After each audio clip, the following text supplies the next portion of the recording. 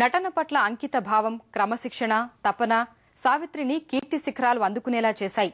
ఒక్క నటనకే అంకితం కాకుండా తన కళాభిరుచిని, కళాభిమానాన్ని అందరికీ తెలియజెప్పేందుకు చిరంజీవి, చిన్నారి పాపలు, మాతృదేవత, వింత సంసారం వంటి చిత్రాలు నిర్మించి వాటిలో కొన్నింటి దర్శకత్వ బాధ్యతలు కూడా సావిత్రి నిర్వహించారు.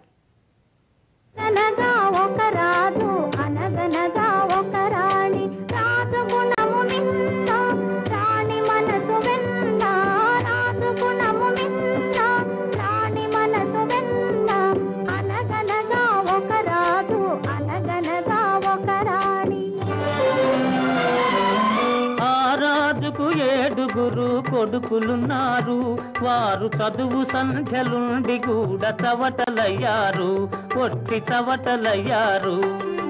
అనగనగా ఒక రాజు, అనగనగా ఒక రాణి. కొడుకులతో పాటు రాజు కుక్కను పెంచి ప్రేమయనే పాలు పోసి పెంపు చేసెను. కంటి పాప కంటే ఎంత గారవించెను, దాని గుండెలోన గూడు కట్టి ఉండసాగెను, తానుండసాగెను. అనగనగా ఒక రాజు, అనగనగా ఒక రాణి. ఎన్టీఆర్తో అనేక చిత్రాల్లో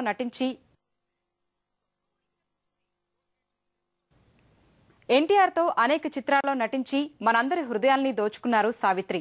దేవత, విచిత్ర కుటుంబం, గుండమ్మ కథ, గుడిగంటలు, కలిసి ఉంటే కలదు సుఖం వంటి చిత్రాలను కళాఖండాలుగా తీర్చిదిద్దేందుకు తన వంతు సహకారాన్ని అందించారు. ఎన్టీఆర్తో ఎన్నో సినిమాల్లో హీరోయిన్ గా నటించిన సావిత్రి రక్త సంబంధం చిత్రంలో ఎన్టీఆర్ చెల్లెలుగా నటించి విమర్శకుల ప్రశంసలు అందుకున్నారు. గమ్మత్తుగా అంటే నీకు కోపం వచ్చినట్టుగా ఉందే బులేమా? నీ కోపం రాదు, నాకు తెలుసులే. అంతేగాని అన్నం అంతా నాకే పెట్టావు, నువ్వు నచ్చి పెట్టుకున్నావా? ఉంది. ఏది పట్టరా చూద్దాం. ఇదిగో ఇదిగో బులేమా, నాతో అబద్ధాలు ఆడుతున్నావు. ఏది ఏది ఇది చూడు. నీ ముఖమే చెప్తుంది. ఫస్ట్ నుండి పర్యటన చేస్తావు బులేమా, తినో తినో. ముద్దబంతి పూలు పెట్టి మొగిలి రేకులు జడను జుట్టి హంసలా నడిచి వచ్చే చిట్టమ్మా, మా ఇంటికేమి తెచ్చావమ్మా చెప్పమ్మా, అద్దమంటి మనసు ఉంది, అందమైన వయసు ఉంది, ఇంతకన్నా ఉండేదేంది కిట్టయ్యా, ఈ పేదవాళ్ళు తెచ్చేదేంది చెప్పయ్యా. చంద్రుని మించు అందమొలికించు ముద్దు పాపాయివే, నిన్ను కన్నవారింట కష్టముల నీడ కరగిపోయేనులే.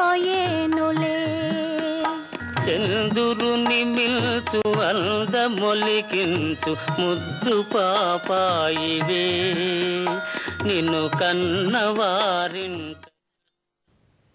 దేవదాసు తర్వాత సావిత్రికి సినిమా అవకాశాలు వెల్లువెత్తాయి. మాయాబజార్ తర్వాత వెనుతిరిగి చూడాల్సిన అవసరం లేకపోయింది. నిజ జీవితం విషయానికొస్తే సావిత్రిది ఎడమ చేతివాటం. ఆమెకు క్రికెట్, చదరంగం క్రీడలంటే చాలా ఇష్టమట. పసిపిల్లల మనస్తత్వంతో ప్రవర్తించే సావిత్రి మంచి చమత్కారి. ఇతర నటుల్ని అలంకరించటం అంటే చాలా ఇష్టమట. బ్రహ్మచారి లేత మనసు పైకి తేలదు, తన మాటలందు చేతలందు పొత్తు కుదరదు, పడుచువాడి మిడిసి పాటు పైన పటారం, ఒక గడుసు పిల్ల కసరగానే లోన లొటారం.